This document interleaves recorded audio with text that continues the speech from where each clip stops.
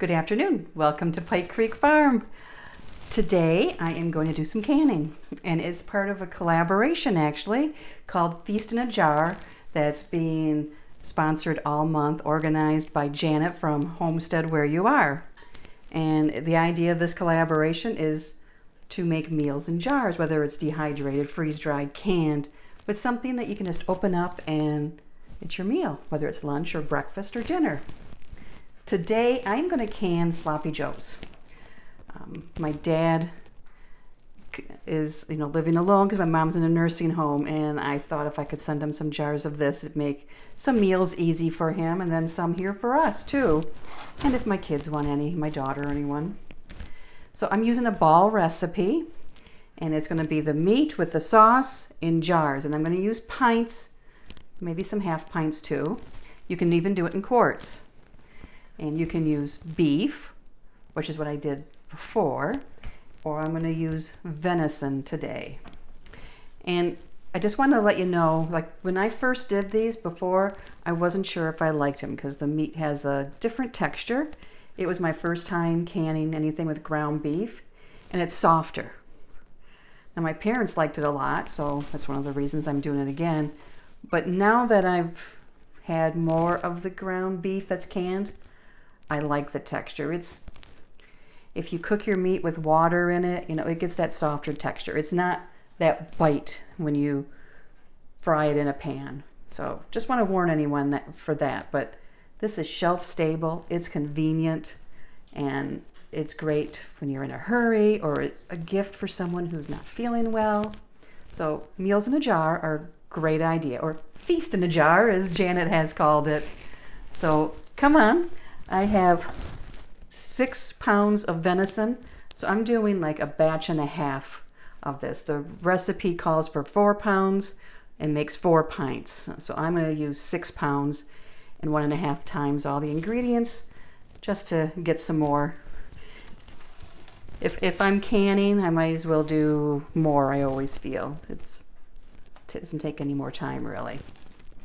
So the first step is to brown the meat and then drain it if you have any grease. Now this is venison, so there should not be too much fat that comes out of this because we don't add anything to ours. It is just the pure venison. But if you're using ground beef, you're going to want to drain any excess fat. I mean, you want some fat because that gives it the flavor. You just don't want it to be, the jar to be half full of fat. So we're just going to brown this meat up, drain any excess liquid off of it, and then we just add all the sauce ingredients and bring it to a boil and simmer for 5 minutes, and then jar it up. So it's really quick. And I'm going to go wash my hands and get rid of this mess here, and I'll be right back. Hopefully this pot's big enough. It'll cook down. I used to be just an ingredient canner. I would can the meat, I would can potatoes, I can carrots, vegetables, and I still do that. But I have learned I like to have a few things that are grab and go. I've done some soups and I really enjoy those for work.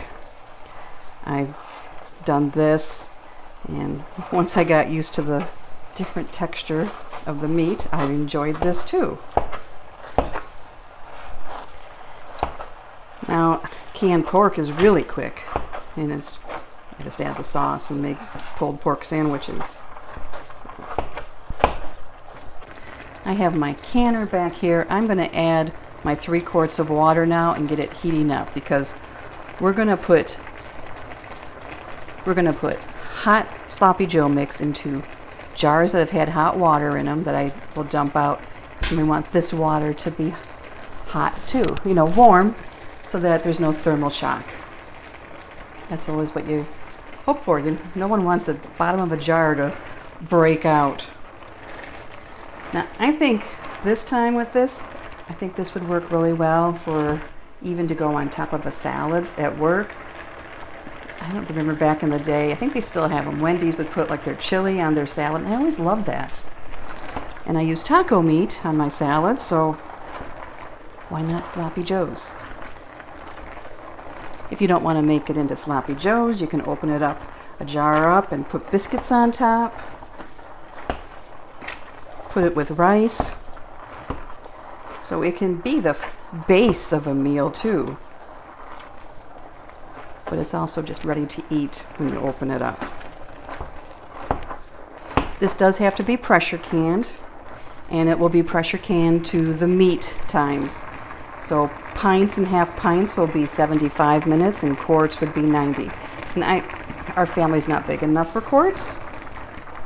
But if you have a big family, yeah, that would be convenient. So I'm going to keep working on this, and I will bring you back when it's done. I am going to have to get a bigger pan.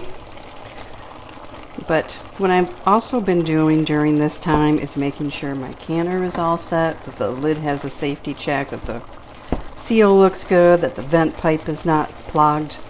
I have my jars all washed and with hot water in them, waiting to be filled. I have my lids and rings. I got out my ladle and my funnel. So once this is done, I can get it all set up very quickly. Okay, this pan is taller, so I'm going to transfer everything over.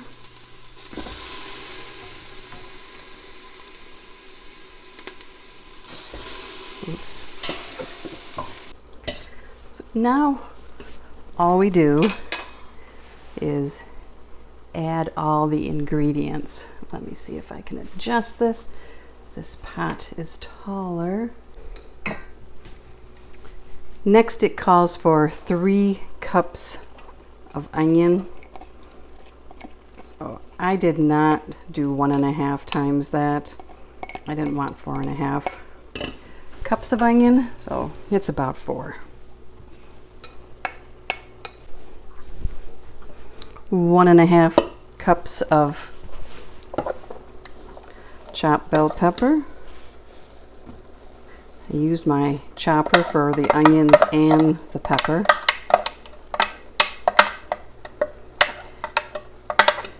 And the recipe does recommend that you have everything prepped.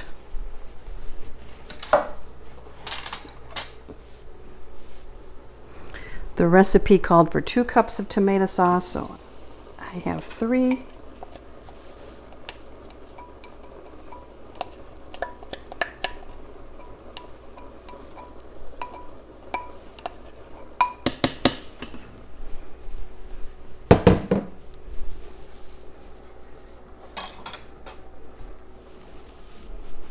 Two cups of ketchup, so I have 3 of that also.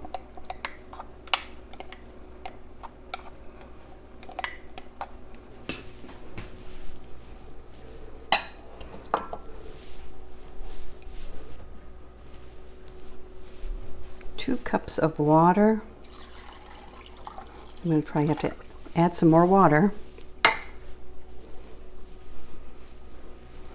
Stir this up.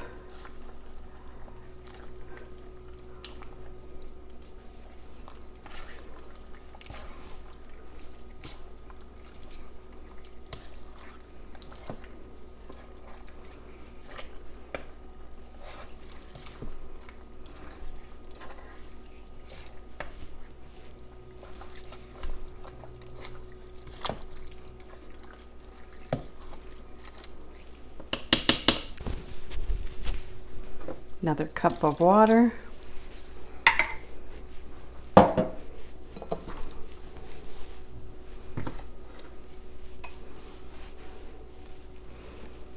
Calls for 1 tablespoon of sugar, so 1.5.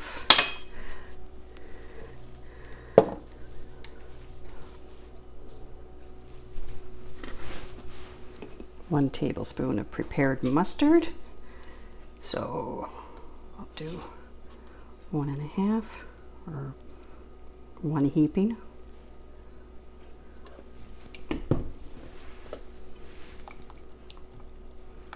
Get it off of there.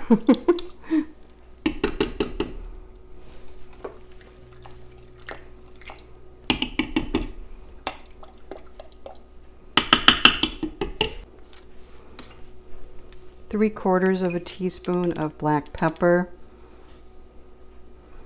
And I'll add a little more. I don't like the pepper too strong though.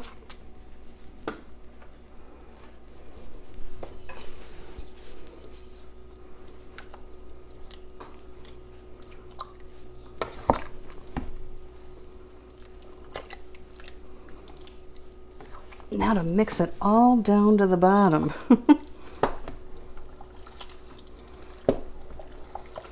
You want to bring this to a boil and then let it simmer for 5 minutes uncovered.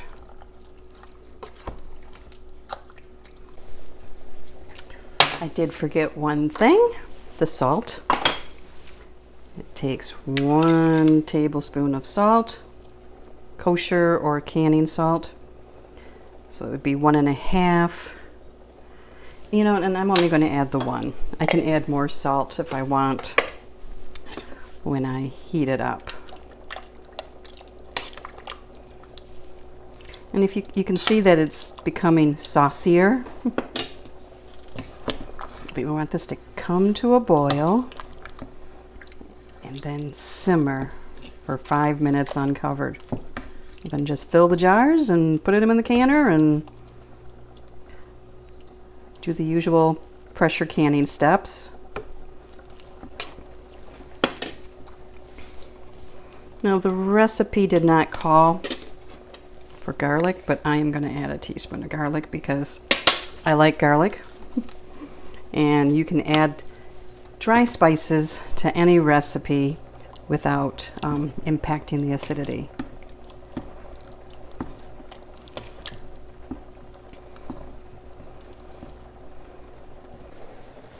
It's about ready to boil. Make sure to keep stirring so nothing sticks. Okay, I'm not sure if you can tell in the picture, but it's bubbling all the way around. There's bubbles coming up in the middle and it's lifting up and down. So I'm gonna turn it down and set the timer for 5 minutes. Let me give it another stir. I wanna make sure it's not sticking. We're ready to put it into the jars now. So bring it down. There you go. Put the ladle in. We want this to be about halfway full of solids, then the rest the liquid. You don't want to have it just be this dense meat. So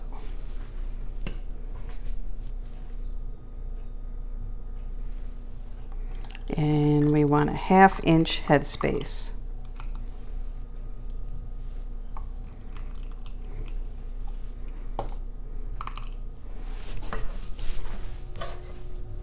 I have my jars staying hot, warm with hot water in them.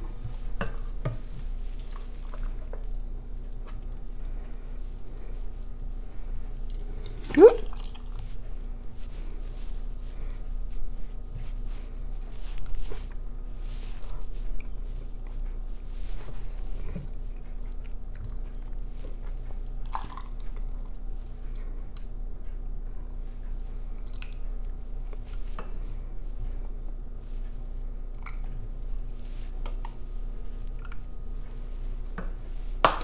I'm going to debubble.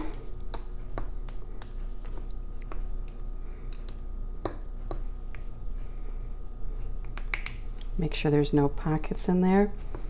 Measure for headspace, see if I need to adjust. I'm using the 1/2 inch mark and it is touching. So I have a little dish here with some vinegar. Clean that edge. Make sure we can get a good seal. I'm using 4 jar lids. I have been really happy with them. And that's hot. I'm gonna turn this just to finger tight. You don't want to keep cranking it so it's super tight. And this goes in the canner. Oh, gotta debubble first.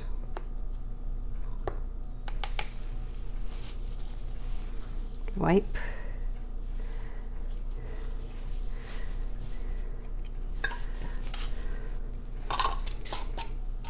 Finger tight. So let's see how many I'm gonna get.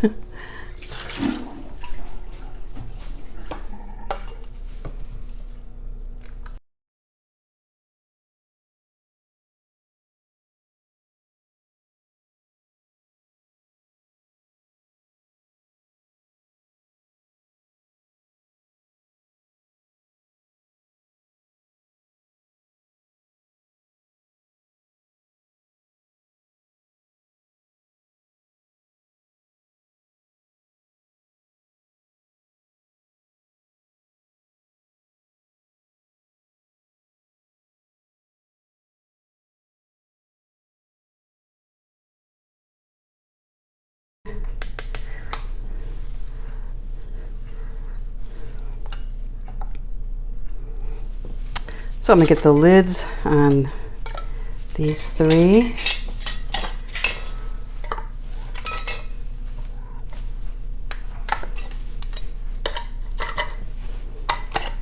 I've already done the safety check on this.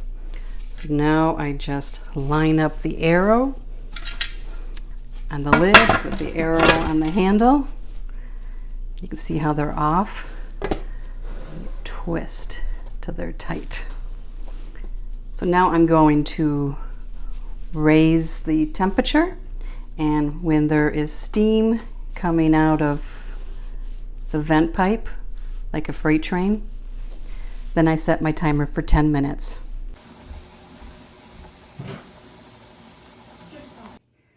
The time was up. I turned off my burner. I just let it set. That just dropped. Everything is down to 0. So I am going to remove that. It didn't make any sound, so that's good. I'm going to let it sit for 5 minutes, and then I'm going to crack the lid. I removed the lid. I've heard some pings already, and I can see there is some siphoning, but it doesn't look too bad. Here's all the jars. They will sit here until tomorrow, then I will remove the rings and wash them. Thank you, Janet, so much for inviting me to this collab. I've really enjoyed it. And if you want to see more videos on canning and baking and cooking, subscribe to my channel. I'd love to have you here. See you next time at Pike Creek Farm.